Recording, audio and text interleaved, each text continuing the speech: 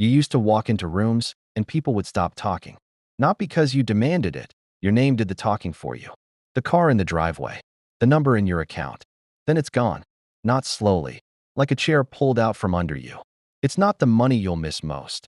It's finding out who was ever really there. Part 1. You built it for 15 years. Not inherited, built.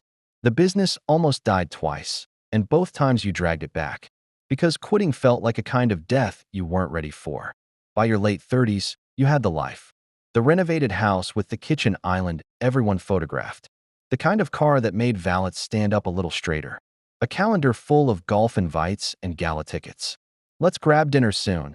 Texts from people who used your success as decor. You didn't notice your identity had quietly moved into your net worth. Then the market turned, and it happened faster than you thought possible. 18 months, that's all it took. The house sold at a loss.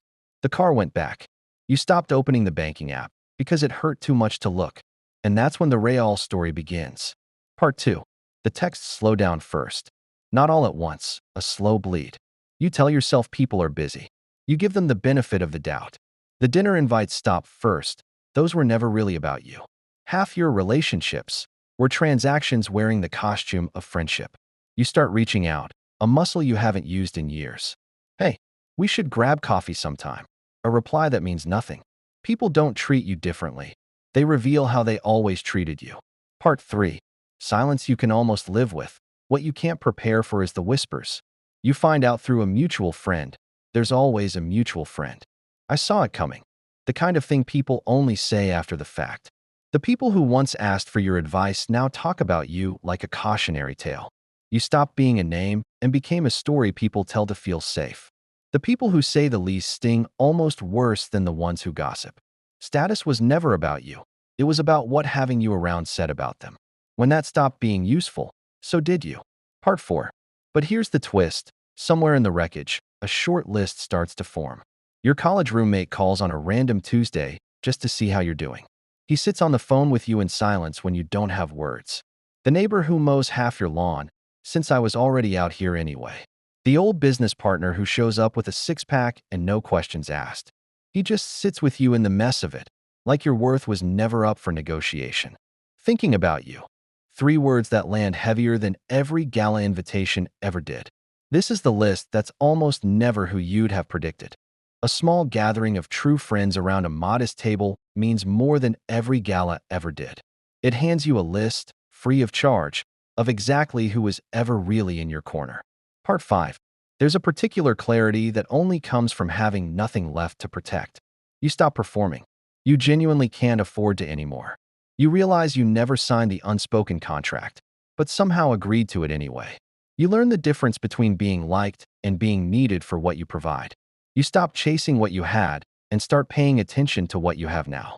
Fewer people, but real ones. Less noise, but more signal.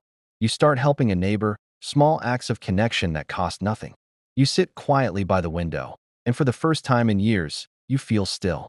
You let go of the balloon that used to be your status, and it feels like breathing. And slowly, on different ground, something new begins to grow. Part 6. Maybe you claw your way back. The skills rarely disappear with the fortune. 2 years later, or 5, the number starts to climb again. The phone starts buzzing again, with names you haven't heard from in years. This time, you know exactly what those messages are worth. You've been given something most people with money never get, a control group. You build again, but this time quieter. You stop needing the room to go silent when you walk in. You keep the short list close. The roommate, the neighbor, the partner with the six-pack.